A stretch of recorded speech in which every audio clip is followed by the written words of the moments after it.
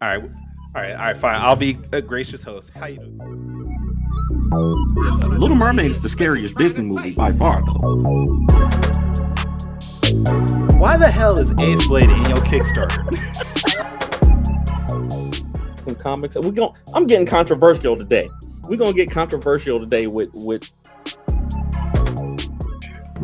my proudest moment is this interview and being able to talk to you two.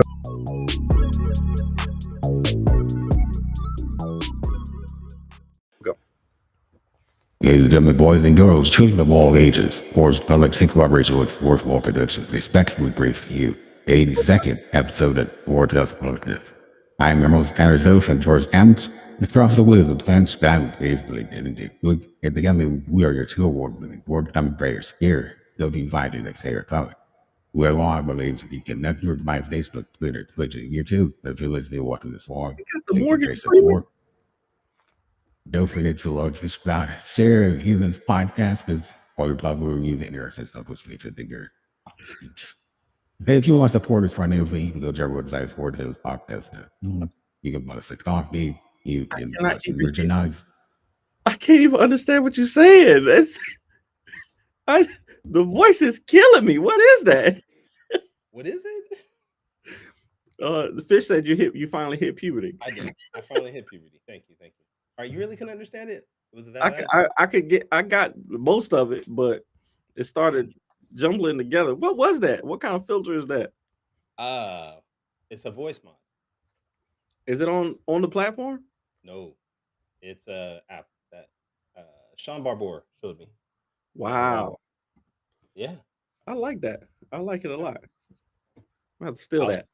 Afterwards, I'll show you it, and you can use it on your other podcast. Which I don't remember the names of it. You do so many now. Sure. All right, Danny, what's up, man? Man, it's good to see you, man. It's been a while since we've been on the show together. It's been 3 or 4 weeks now, and I'm happy to be back. I'm glad you're back. Thank you. How was your trip? You went to the ATL. Yep, Atlanta. And me and my wife, we went down there because we were supposed to be at Urban Nerd Con, which got postponed. But we ended up just going and having some husband and wife time, and we had a good time for those 3 days. I mean, we didn't go to Mexico or anything like that. So, but we had fun. Ain't that where you went? Where'd you go? I feel like those are shots directly at me for some reason. It wasn't a shot. I'm giving you props because I couldn't take a trip to Mexico for a week. All expenses paid to a resort. And all that. I just had to go for the weekend. Exactly. Kevin and Chad talking about finally Danny shows up, right? We had to have Morgan and Javon to make up for Danny not being here. I'm sorry. We out here tripping, bro. Kevin said, did we get answers about last Saturday? I don't remember what the questions were that we needed answers for. Yes, the answer was I was in Atlanta and I was gonna do the show from the hotel room, but then I looked at my wife and my wife was like, "Don't you dare!" And I was like, "Okay, Morgan will do it." Oh yeah, that's right. You missed Morgan changing his son's diaper on the live stream. Oh, what? Really? Yeah. That's how the show started. That is how the show started. It happens, man. I'm sorry, man. I should have let him know earlier. And next time we'll get Javon in here. Javon's usually in here this early, or Javon or Kevin can jump in for me next time I need to not be in here. Yeah, but I do say you need to go listen to the past episode. You will laugh more on that episode than I think any other episode we've had. I heard it was a fun time. I did not get a chance to go back and watch it yet. I am going to watch it though. But I heard it was a fun time and everybody was well entertained, and that we will have to have Kevin Chapman back on soon, especially when he launches his new Kickstarter for Black Man.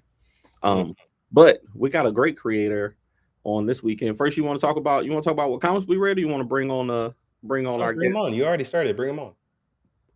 Bring them on. Hey, we got the one and only creator of the Power Knights, CEO of Kid Comics, all the way from Sacramento, California, the one and only Young Nope. Legend. Nope. Where did you say he was from? San Diego. San Diego. I knew it started with an S. That's why you do the intros and I don't. From San Diego, California. Close. Keithan Jones in the building. Thank you so much for being with us. Sorry, I messed up the intro. Kyron usually does that, so that was on the spot. But thank you for being with us early this morning. Thanks for having me. Excited to be here. First time. This probably might be your last after this. We don't know yet. Depends on how you like it or not. Shoot. It's early, so I forgive you guys. No, I appreciate you being on. I've been following you for a long time, man. I think this might be one of the first conversations we've actually had. I've been following your work for a long time. We've chatted in the comments and stuff like that, but never, over live video. So thank you for coming. I know you and Kyron are in the same place, so I'm sure y'all have run into each other before. Nope. Nope. Okay, you got to forget we're on the opposite end of California. Yeah. You forget how large California is sometimes. How far is San Diego from Sacramento? It's about like 8 hours. 8-hour ride. Yeah, drive. 8 hours? Yeah, Y'all are in the same state. How is that possible? Big, man. it's a large state. Bro, that's ridiculous. Now I can understand y'all not running. I think it's the whole left side of North America. Yeah, y'all about the same distance from me. Y'all might as well be on a different coast. Right. That's crazy. Oh man. Okay. Well, welcome to the show. Thank you. Can you tell our audience a little bit about you, who you are and what you do in comics? Well, like you said, my name is Keithan Jones. I'm based here in San Diego, California. I run a company or a publishing company called KID, which stands for The Kid in You Never Dies. Been running it since 2013, 2014. And I basically use it as a platform to put out my work as a cartoonist. Power Nights being my flagship book, because that's a book that I created years ago when I was a child. Around 11 years old, I created Power Nights. And it's just been with me all these years, even though I went off into graphic design for many years and did a lot of freelance work graphically. The comics never left me. Outside of comics, I do a show. I run a show, if you can see this, called Black Comics Day here in San Diego every February. Hey, keep it up. We're going. There you go. At this show, I try to gather as many professional Black creators in comics as possible for folks to come and see people from our community creating comics, writing comics, doing art, so on and so forth. Just Black-owned businesses and pop culture. This is the con to come to as far as San Diego, and that's something I've been doing 6 years now. And we have a show coming up again next February on February 2nd and 3rd. Nice. And then outside of that, not to be long-winded, but it's fine. I guess I shout out some of my clients here. I do art for this book called Me and Mr. Jones for a company up in Los Angeles called Thingamajig Studios. I'm just the artist for their book. And then I work for a Canadian studio called Vortex Comics, where I do a book called, let's see that, Chaos Breaker. Nice. I've been working doing the art for them for a good 5 years now. And they're actually a film company, a production company up in Canada, but their subsidiary is comics. And so I do work for them. And this book is available across the nation in your local comic shop. And then Chaos Breakers. And then of course my own book, Power Nights, which is available now on the website kid-comics.com. And I do everything in this book: the writing, the art, the colors, the inking, anything that's involved in the production of a comic. I'm a one-man band when it comes to this book. But I do have a co-writer, Noble Ward, who helps me out. And yeah, That's me, man. I got my hands in a lot of stuff. I was an Eisner judge. What was it? 2 years? Well, for the last 2 years, minus this year. First I was at your standard judge where I was judging just the comics in general, and then the following year they had me come back to judge the retail stores. So that was an interesting experience, and a lot of good folks over there saying they would come where it's held. And, yeah, so, but we can get into all of that as we go. But yeah, that's a little bit of what I do. Oh, that's really great, man. I mean, you already sound like you're deep into comics just every day, all day. I do want to go back to Black Comics Day real quick because I've heard great things about that show. So Good. much so that I know people from New York and other states fly out to come to this show. Sure. So first off, how did you decide you want to do that? Like jump to being a convention host, and then how have you seen that grow over the past 6 years? Well, first of all, it wasn't It wasn't part of my plans. It fell in my lap, so to speak. My mother, she is well. If you know how libraries operate, they're part of a what do you call it? Nonprofit. They're nonprofit, Mhm. and they have branches called the Friends. I'm not sure if every library does it, but I know the ones here in San Diego do. But they're called the Friends of such and such library. And my mother's the Friends of the Malcolm X Library, the only Malcolm X library in the whole country. And for some odd reasons, it's in San Diego. And I say that because we have a very small Black community here. Mm. And so she asked me if I could do something for Black History Month just to switch it up a little bit. And I was originally going to not do it. I didn't have time and I didn't see any real avenue for doing anything at the library. But then I sat there and thought about, hey, wait a minute, you know, all of these years I've been going to San Diego Comic Con and these other cons, which are basically a smorgasbord of just comics in general. I figured, hey, this is an opportunity to bring comics to the Black community, or at least introduce them to it and hopefully turn some heads around into getting into the culture. And so I hooked up with them, and it was 2008, and I tell people all the time, I did not plan this date, but I chose a date in February kind of blindly. And it just so happened to be literally the day before the Black Panther movie premiered. Oh, wow. So we rode that wave right into the show. It premiered on a Friday, and Saturday was the day of the show. And the whole buzz leading up to that movie and the atmosphere that was going on led to a good turnout for a first time show. And it's only gotten bigger every year. And for some reason, the artists that I got to come to the show, including folks like David Walker, John Jennings, Wow. the director of the X-Men animated series in the 90s. What is it? Houston. Yes, Larry Houston, and some other independent creators showed up. They didn't have to, but they did. And I made sure to make it a low, what I call a low gamble as far as the table. I only charged them $20 a table because I knew this was my first show. That's why they showed up. Hey, I don't know where you can get a table in San Diego. If no one showed up, I'm like, hey, you're only out of $20. Yeah. Right.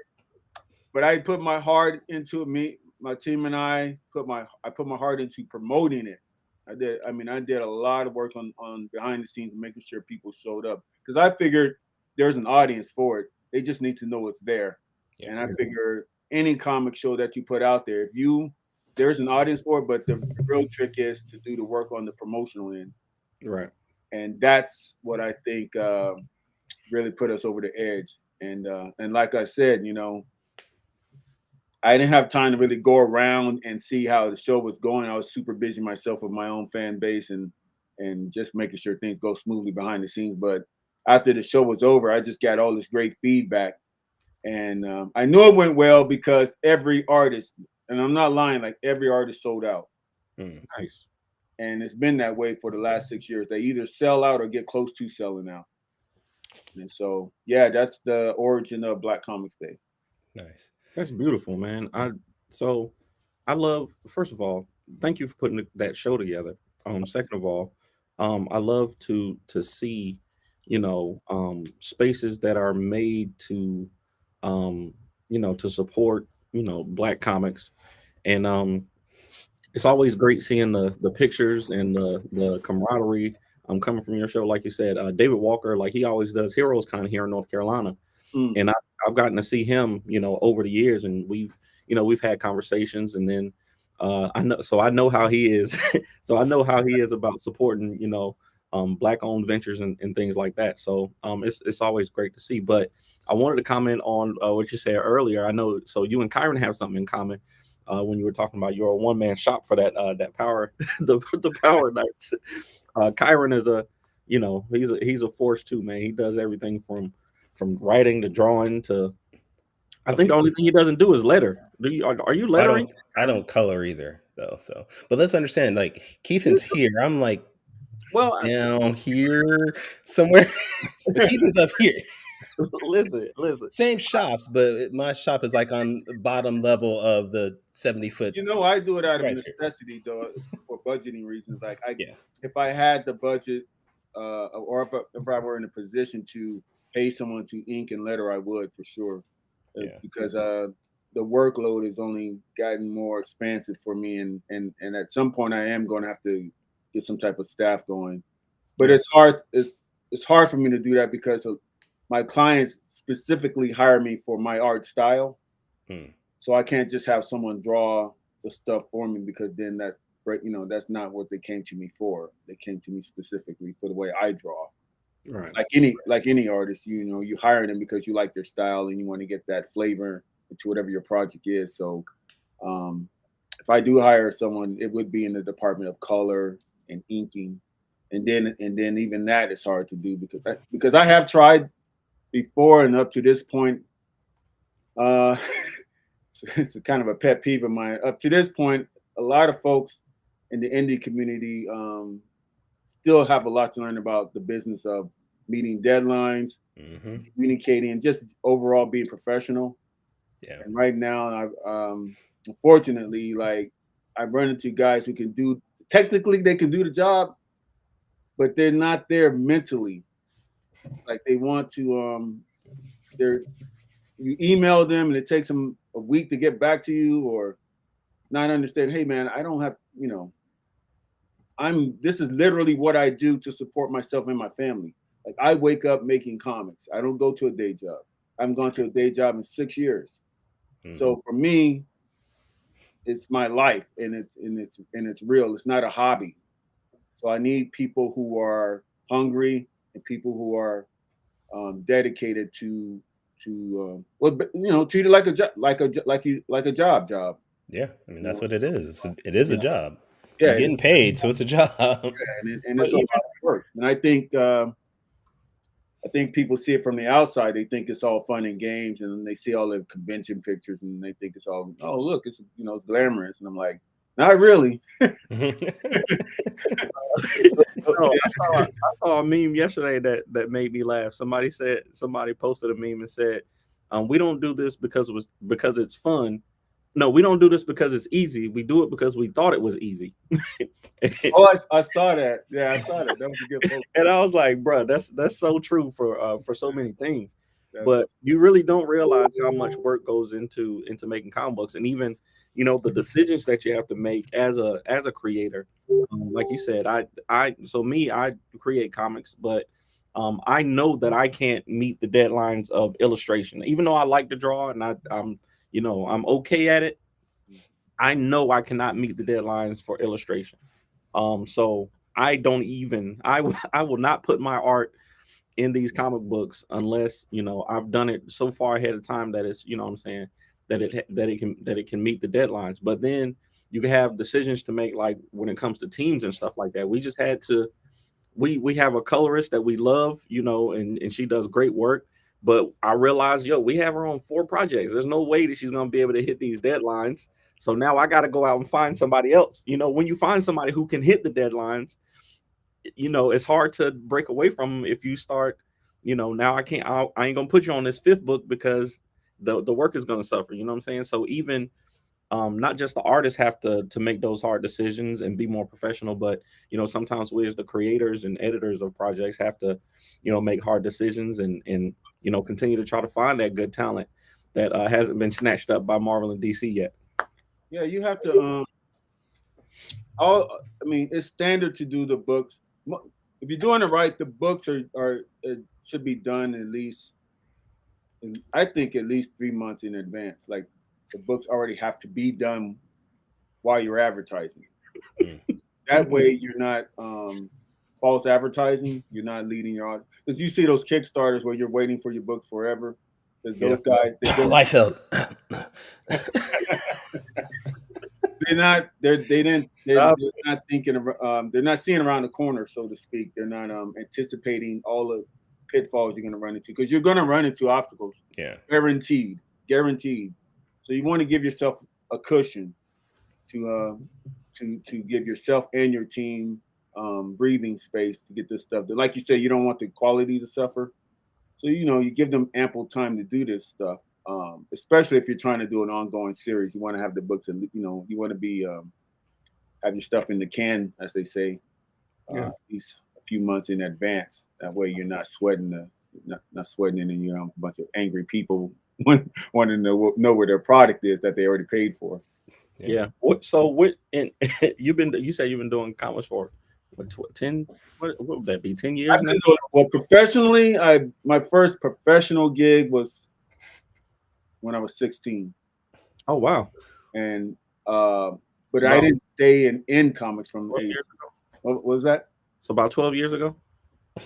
Yep. I'll go with that. Yeah. No, it was crazy. I live here in San Diego, right? And Comic-Con has been going on. My understanding has been going on since the 70s or something like that. Yeah. And I didn't even know. I didn't know for years until my dad. I was 15 and he just dropped me off at the old convention center downtown San Diego, and he was like, "Go ahead, go in there." And I was like, "What's this?" Just go in there. And gave me a couple of bucks. I went in there, and I was like, "Are you kidding me?" Wait, can we take a moment to talk about how times have changed? Where there used to be time you just drop your kid off at the convention with some dollars and be like, "I'll be back to get you." Like my mom did that too. That's exactly what happened, and I had no idea what he was exposing me to, but I was glad he did because my mind was blown. You know, I was collecting comics all those years, and I didn't know that these folks were right there in my backyard this whole time, every summer. And so that experience taught me that, so you have to put a portfolio together to get a job with these folks. So then the next year, that's what I gathered all my little art, put it in the portfolio, and I went around. And my friend, who has a better memory than I do, he was with me, and he told me I talked to Frank Miller. Oh wow! Oh yeah, Frank Miller was working on Dark Knight at the time. Oh wow! And this dovetails into what we were just talking about. Frank Miller looked at my stuff and he said, "You need to pick a discipline," because I was, I was even back then I was inking, coloring, and all that stuff. Right? Of course, I was coloring. This before Photoshop, so my colors are right there on the page. And he said, "You got good stuff, but you need to pick a discipline because in comics, that's the editors hire that way, and they want to hire if you're really." It's the jack of all trades, but a master of none scenario. That was me. And so he told me that if you want to work, not independent and doing your own thing, but if you want to work for Marvel or DC, for instance, they prefer you to master one of the disciplines, inking, coloring, or penciling. And they'll hire you and gear your portfolio in that manner. So if you want to be a penciler, leave all the extra stuff out and just put those pencils in there. Your best stuff done, and let them look at that. Same with the inking and the lettering, and that way the editors, it's easier for the editors to key in on your talent, and then pair you up with an inker and a colorist and so on and so forth. And so I was a little despondent when he told me that, because in my eyes, I was like, I could do both. And I almost told him that, but I was like, you know, I'm 16. I'm like, whatever, old man. Whatever, And legend he in this wasn't game, old you at know. the time. He wasn't old at the time. He was just older than me. So, you know, when you're a teenager, you think anyone that's over 25 is an old person. But Yeah. Yeah. That's what happened. But but later on in the day, in the indie company called Apple Comics hired me, and they put me on a short 8-page story for a Dracula book. Oh, nice. They hired me to do that, and come to find out later that it's an anthology book, and I come to find out later that Bernie Wrightson was one of the artists in that book. Wow. And I say find out later because it wasn't published right away after I finished, after I turned in work, because what ended up happening was I did the pencils and I asked them if I could ink it as well, and they were hesitant at first, and then they were like, based on my portfolio, they said, all right, go ahead, because I had these clean inks I showed them, right? So they were expecting that, but I got all happy feet about it, and I'm like, oh, I'm gonna jam it up with all kinds of details. And back then, the printing process wasn't as advanced as it is today. Mhm. They were a little upset with me because they were like, man, if we print this, it's gonna come out muddy. We got all these tiny little details, Mhm. print well, and I wasn't completely understanding them at the time, and I didn't have any type of agent or anyone to a liaison to really help me negotiate my career at the time. And you know how it is in the Black community. It's not a whole lot of folks that are into this stuff. There And are then, people, obviously, there's Black folks into comics, but not.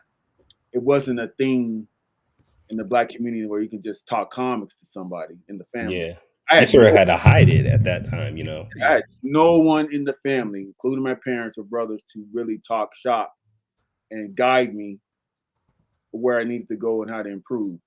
So I was at the mercy of whatever adults told me, Mhm. because I was naive enough to believe it. Like, so for years, I didn't even think I was good enough because I thought when I didn't get hired, I just wasn't good enough. I didn't know till like my adult years that sometimes it's the luck of the draw and it's who you know. You know, you have the talent, but it doesn't necessarily mean that you're going to get hired because of the politics going on behind the scene. But as in my child mind, I'm like, oh, I'm not Frank Miller, Arthur Adams level yet. I got to just go get better, and then they'll hire me.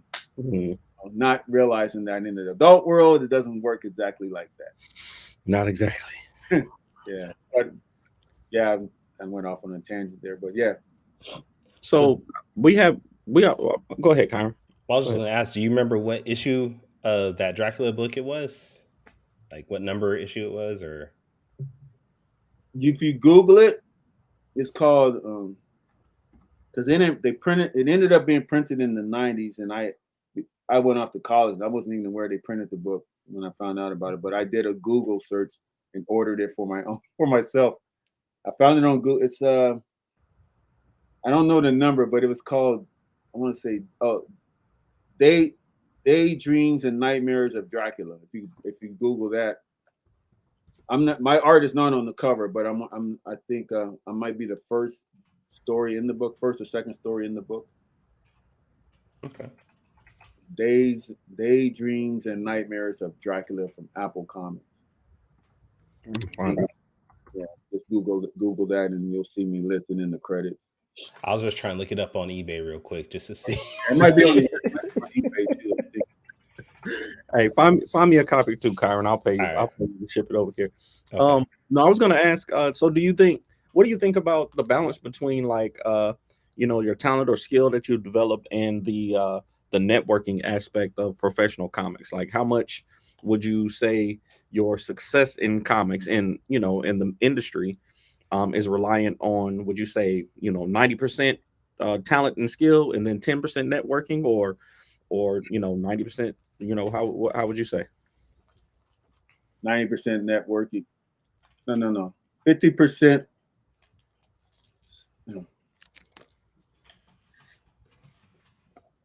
You got him stuck. 70% persistence, 40% talent.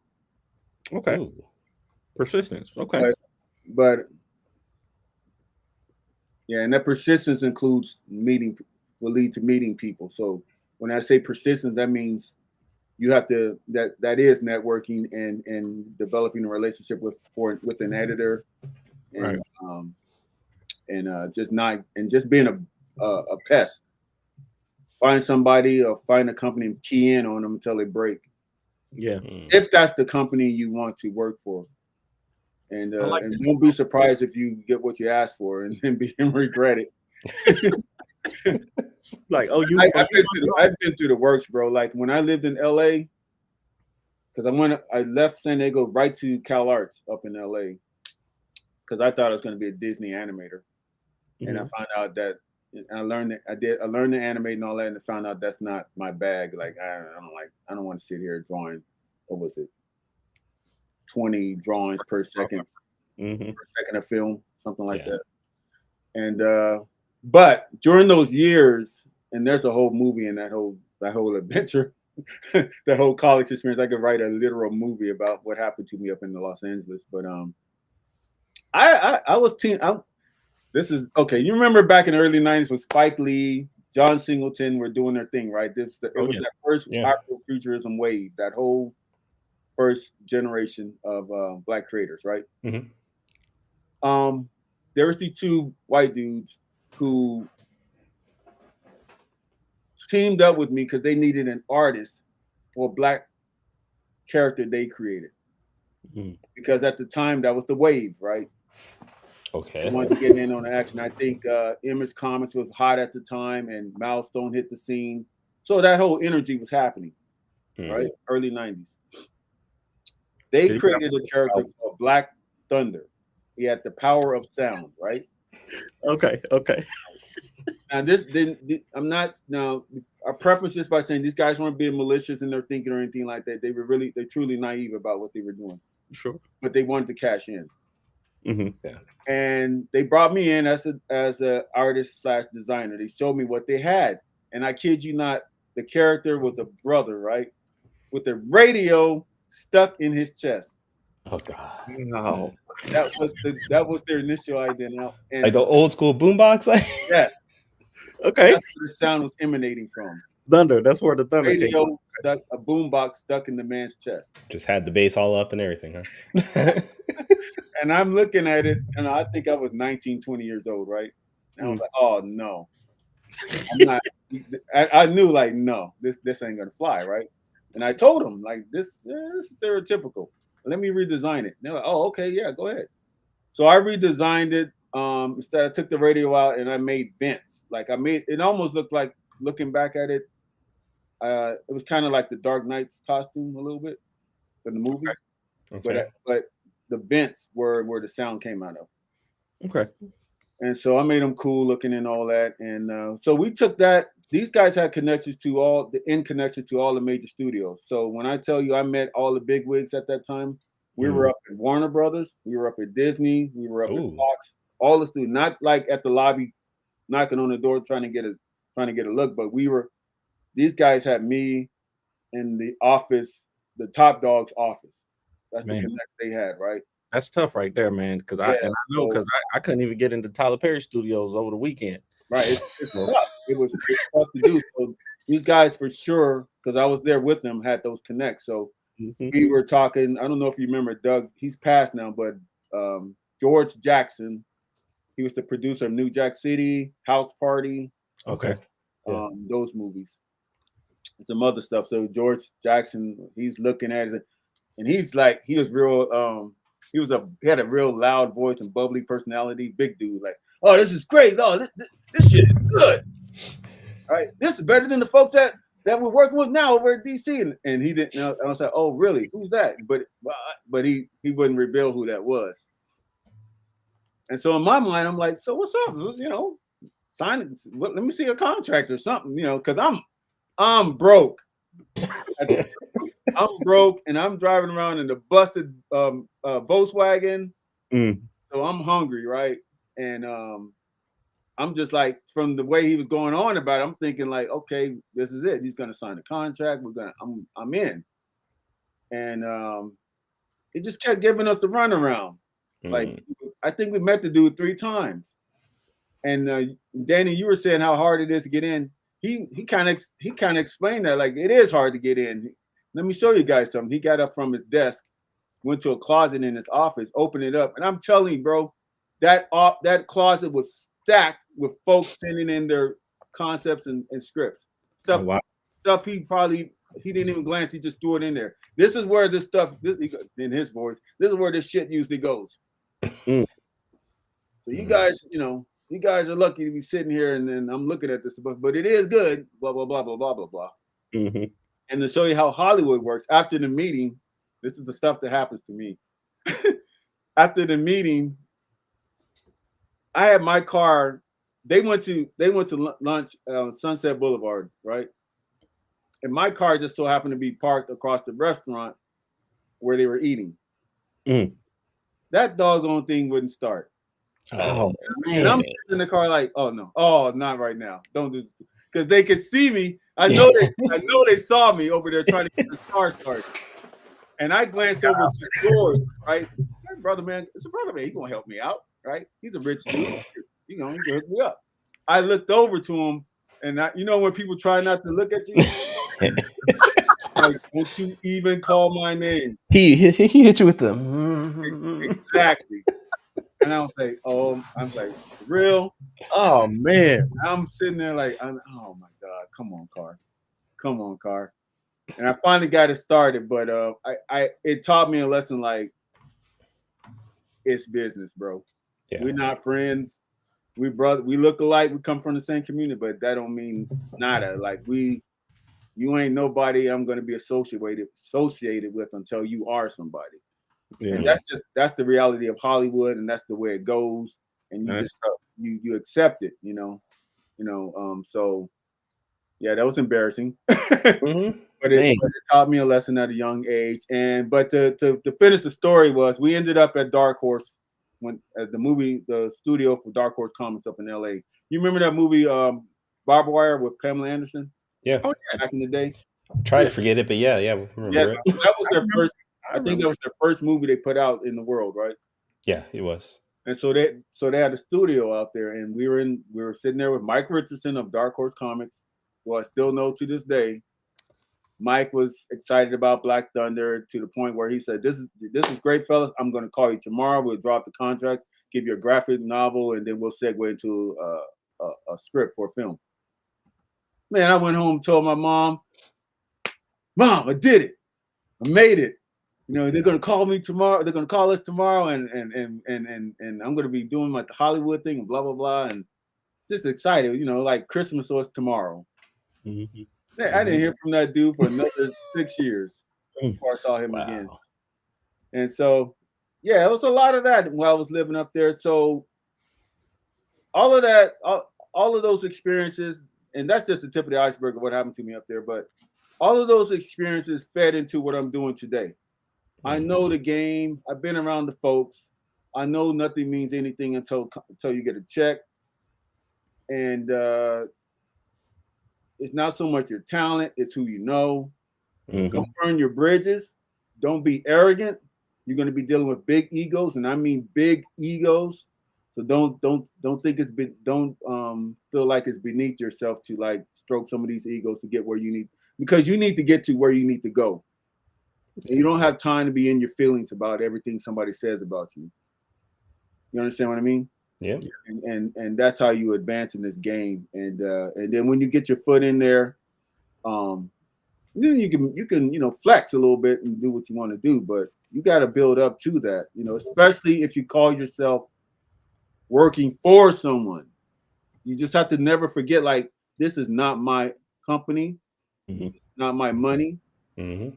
So ultimately, it's like any other job. You have bosses to answer to, so you need to watch what you say and how you move, so that to protect your career. Now, if you are quote unquote real artist and you out there doing your thing and you run your own show, all bets are off. You do your thing, but even then, there's still consequences to your actions. Yeah, and I think a lot of young folks right now, unfortunately, they're led down the wrong path because somebody on YouTube told them to go this way and they should go the other way. You know what I mean? I mean, that's true. There's a lot of people out there in social media Yeah. Just all these folks running their mouth, don't know what you're talking about. that have never done it. That Yeah, they got you gassed up because they're telling you stuff that make you feel better about yourself, you but know, not about reality. And yeah. there's a difference. So yeah, I say all that to just say be careful when, especially in today's time, everything is public. All your business is out there. Yeah. And, so you need to protect your brand to get to Yeah. where you want to go. I like it. All right. Well, I think this is the best point where we can transition to what everybody's favorite part of the show is, Danny's quick takes. Now, if you haven't seen our podcast or heard our podcast before, Danny's quick takes is sort of a rapid fire situation where Danny's going to have 5 questions for you, and he's going to give you 45 seconds to answer those questions off the top of your dome. And he's got some interesting questions. They're a little bit better than Morgan's were last week, so we will see how this goes. Are you ready? I'm ready if you are. All right. No, I'm not. I see somebody in the comments saying, Quick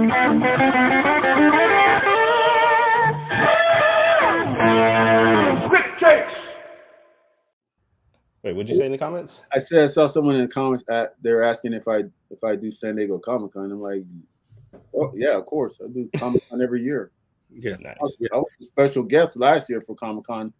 That was the best experience ever because it was all expenses paid. They had me up in the Marriott and did the Eisner Awards and had a handler, fed me the whole 9 yards. I was like, man, y'all spoiled me, man. It's gonna be hard to come back. I know. I love that. Okay, so here we go. Quick takes. Again, I love what you built with Kid Comics, and I love that we have you here. But I always hear you talk about the tagline, "The Kid in You." So I want you to, in 45 seconds, expand on the Kid in You and what's that mean for you and for your brand. Okay, lightning round. The Kid in You Never Dies is based on the whole Power Nights, meaning that was the first book I ever did on my own, with my own characters and wrote for myself at age 11. And I say the Kid in You Never Dies because it really never did die, even though I went off to do professional art as a graphic designer to pay the bills. When the bosses weren't looking, I was still drawing those characters. Like I never stopped drawing them. I just wasn't doing anything with them for many years until the voice got so loud in my head. I was like, I need to make a decision: day job or passion job. And like I said, back in 2013, I took that leap of faith, and here I am. I love it. Yeah, I love it. Excellent. Okay, so question number 2, and this one might be a little controversial, but ask it anyway. I know you do a lot. I see you got the light in the table right there to draw. So I know you're a traditional artist, but AI, here we go. Do you think do you think that there's a place for AI in comic books? Why? If yes, why? If no, why? A place for AI. If I were to use AI, it would be for as a time-saving tool, as far as like conceptualizing how a view would look, and use it for reference or whatever. But first, I'll preface that by saying I don't use AI because I actually enjoy drawing, the process of drawing. So people are like, "Oh, it saves time," but I'm like, "You're missing the point. I like drawing. Why am I?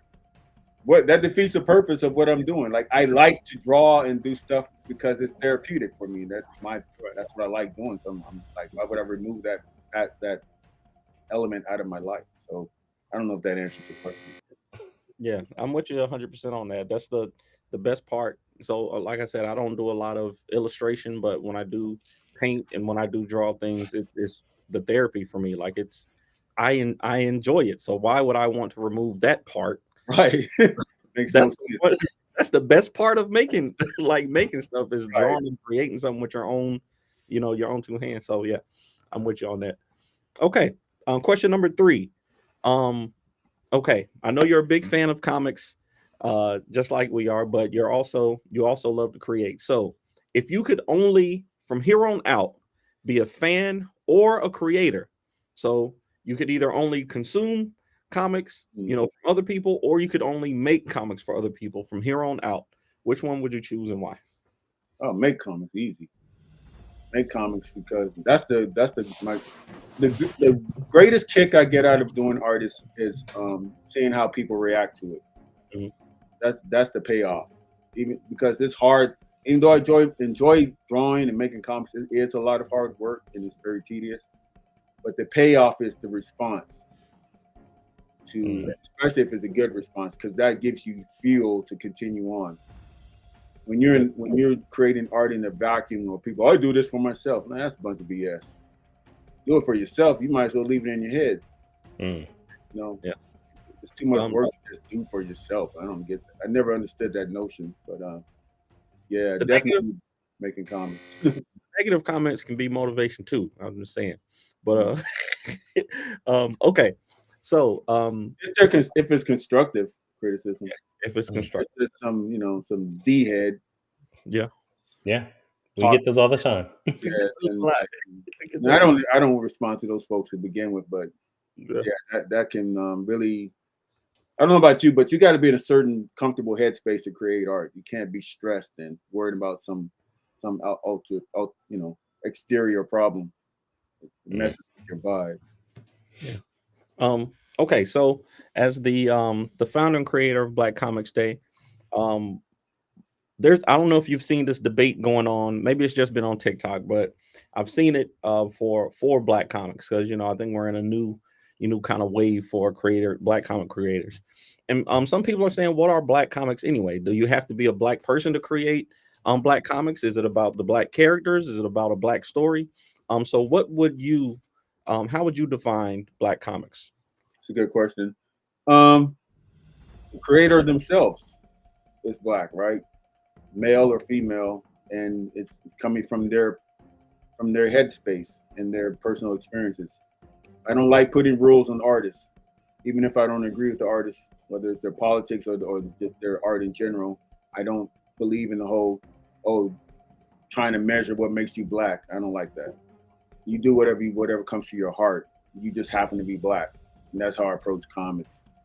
And but Black Comics Day, for instance, is a cultural event because it's coming.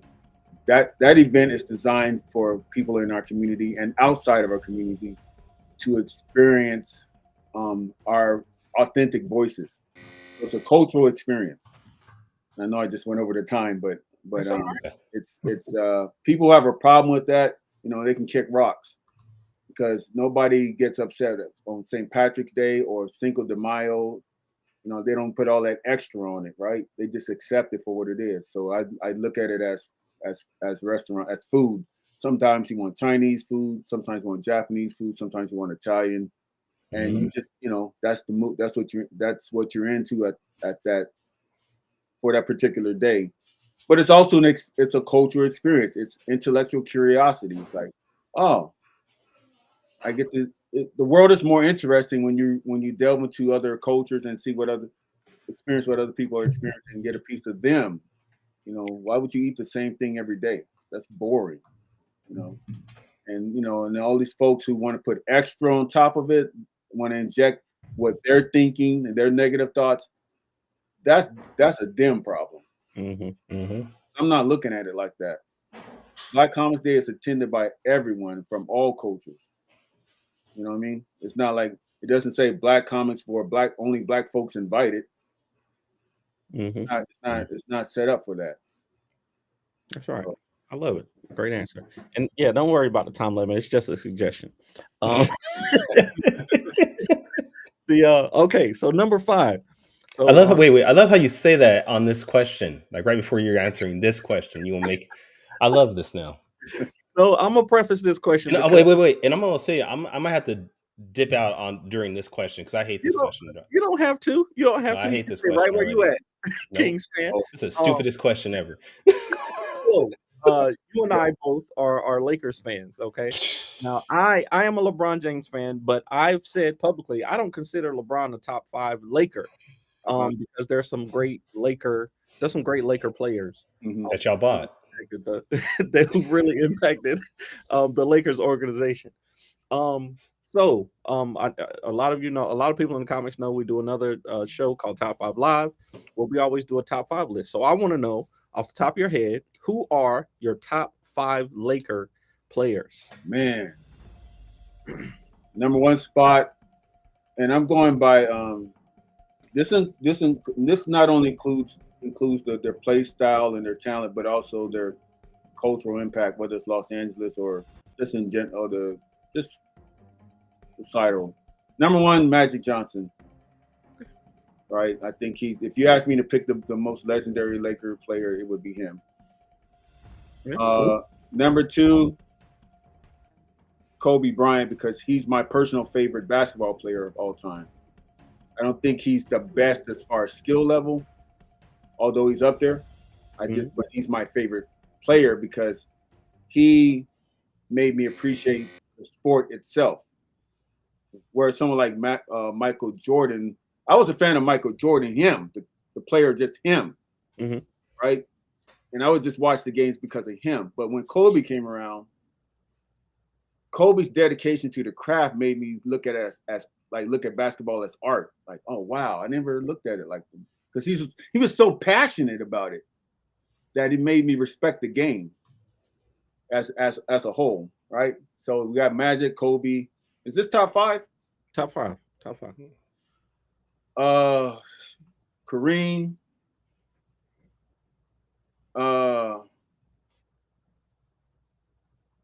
LeBron is tough for me because LeBron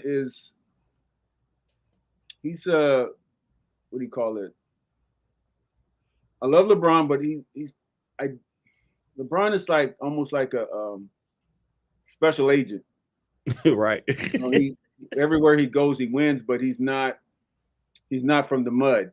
Yeah, I think of LeBron as, and when I think of LeBron, I think of Cleveland first. So yeah, he's not. Yeah, I don't consider him a true Laker. Right. No disrespect. Now, if he wins 2 more, like, all right, but still, I don't know. It's tough with LeBron. Yeah, but man, he's a good dude. Magic, Kobe, first 3. After that, I would. It's really player's choice after that. Then last 2 spots and go to a bunch of people. This is a horrible segment right now. I want to say Gasol. Okay. I want to say Gasol. No love for Ori, huh? Last one. Did you say Ori? Yeah. Shot Rob. Shaq? Oh shoot! Yeah, Shaq. That's why I would have went with Shaq. Something big was lingering there. Shaq could find you and say something about it if you don't mention him. Jerry West could have been in there. I mean, Jerry West in there, but that was before my era. Like, I don't really want to. That was before me. Yeah, I think that's a solid 5. Shaq and Gasol are good 4 and 5 there. I'll take that. Yeah. Yeah, that's a great list. Like I said, I think LeBron is my favorite player, but I don't see him as a top 5 Laker, just because the brand is so big. Kyron is a Kings fan, so he just, for some reason, he just hates the Lakers. I don't get it. But there's a bit of a rivalry there, especially in those early 2000 years. Yeah, for sure. Controversy. All right, are y'all done with your Laker love? Because I'm tired and sick now. We're done. Thank you so much. That was Quick Takes. And this week, who's our new sponsor? Kyron.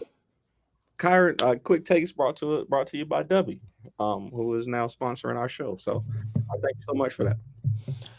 All right, Keithan, this has been amazing, except for the last 5 minutes of this top 5 crap. But this has been amazing to have you on. Who's your favorite player, Kyron? Just all-time favorite player, just a Kings player. Yeah, your all-time favorite player. I'll be honest, Magic Johnson is my all-time favorite player. Wow, this dude. I said, Magic Johnson, not the Laker, just Magic Johnson. No, bro, you can't escape the Laker dynasty.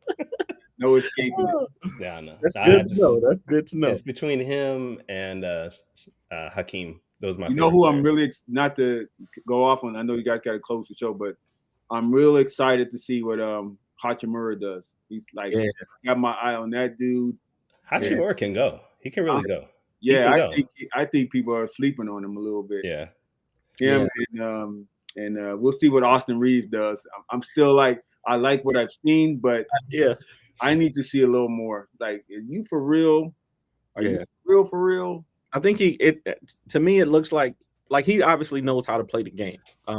So that's always good. It's always good to have real basketball players on the court. So I'm excited about this season for sure. Like they salvaged last season to me. I mean, they got they got way farther than I thought that they would. I wasn't. I'm okay. I'm gonna be honest with you. The Lakers' only real problem. I don't care what anybody says. The Lakers' only real problem is Anthony Davis. He's the key to our success and our failure. He could be so good, man. He could be so good. He's good. Body doesn't hold up. Yeah. But if it did, I would have no worries. I'd be like, oh, we got it. But the dude has a physical problem with the banging, and I think he has a little bit of a mental. He needs a little more dog in him. Yeah. I just think he needs a little more dog in him. Like I don't think he's got the skill though. He could be so dominant. Yeah. That's the one element that I loved about Kobe Bryant. You remember how Kobe on it? You remember how Kobe you remember how Kobe he would go down shooting, right? Like fourth quarter was his quarter. Like I think it's the analytics have gotten into a lot of players' heads because they say, hey, if I'm not lighting it up at the beginning of the game, maybe it's just not my night. Every team thinks they're the Warriors now. Every team has adopted the Warriors game plan. I'm like, y'all are not Steph Curry. Nobody is. Nobody is Steph Curry. Stop trying to be what you're not and be what you are, and you might find some success. Like the Lakers, y'all are not Domantas Sabonis. Huh? Y'all are not Domantas Sabonis. Ain't that one of the Kings players? I don't know. I was just trying to help Kyron out. I don't know. No, Lakers talk brought to you by everyone's shooting threes. It drives me nuts. It's like they're forgetting about the fundamentals of the game, and it drives me nuts that they got big men out there shooting threes. Like, what is your big ass doing out here? It's so stupid. I'm with you. Okay. All right, Kyron. You can close the show. All right, Keithan. We want to give you a chance to let everybody know where they can get your work. So what is the best spot to buy your comics? What is the best spot to maybe catch you up on social media, things like that?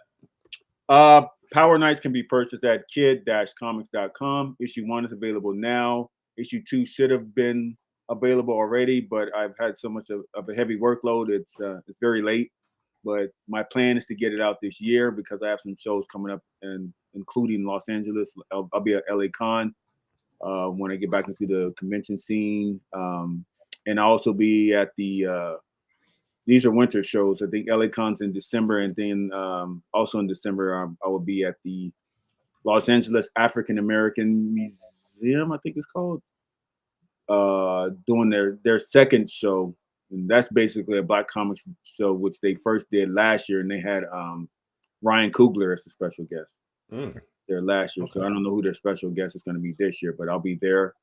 And then that leads into Black Comics Day, February 2nd and 3rd, which is a weekend, Saturday and Sunday. I'm on all the main sites. Instagram is KJ Kidcom.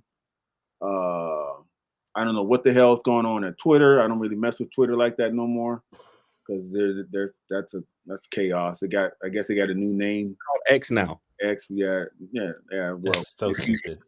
So it's always gonna be what my handle is over there anymore. I'm on Facebook under my name, Keithan Jones, and then the company Facebook page is Kid Comics Online. Facebook / Kid Comics Online. I'm on TikTok, I think just under my name. And so when you see this logo, that's like having a check mark. That's officially me. There you go. Okay. Yeah. And so I post what I'm doing regularly in the comics. I do updates, or I'll post things about what shows I'm about to attend and things like that. And I try to also impart some of my learned wisdom in making comics to whoever's interested, whether it's techniques or words of advice. I try to keep it positive. yeah, that's how I roll, and I'm always doing something. Nice. Love it. All right, Danny. Where can people check you out and get your books? The best place to find us is fourthwallpros.com. That's where you can buy all of the Ace Blade, King Supreme, and Lumberjacks comics. I saw somebody asking in the comments earlier. And then if you want to find me on social media, it's at the Ace Blade on all social media platforms. Kyron, where can people find you? Not at a Lakers game for sure, but you can check out my books at tauruscomics.com. We are launching the Saw Lightning Wielder issue 4 Kickstarter this coming Monday, July 31st at 10 a.m. At Make sure you're there. 10:05 a.m. 10 a.m. Pacific. 10:05 a.m. Pacific time. You know what? You want to be at 10:05? That's fine. I'm gonna let everybody know. First person that gets their They don't need to know what the first person gets. They don't need to first know. person that is a pledger on the Kickstarter will get a sketch cover by me. That'll be me. First four, the next 3 people after that are gonna get sketch cards by me. So It's gonna be me. You know. I'll be in the top 5 at least. Okay. I'll be all right. in the top 5. All right, fine. And now, if this is your first time checking out the Four Tails podcast, you can go back and to our website, fourtailspodcast.com. That's the number 4, TALES podcast.com. You can listen to our previous episodes. Check us out on YouTube, Twitter, Twitch, all that good stuff at the same moniker of Four Tails Podcast. And join us next week where we are going to have Catherine Calamia on the show talking about their books. And, we're going to have a good time, just like we did with Keithan today. But what you gonna say? No? Okay. All right. Until next time, sayonara, goodbye, and everybody, please take care of yourselves. Thanks for having me, guys. Appreciate it.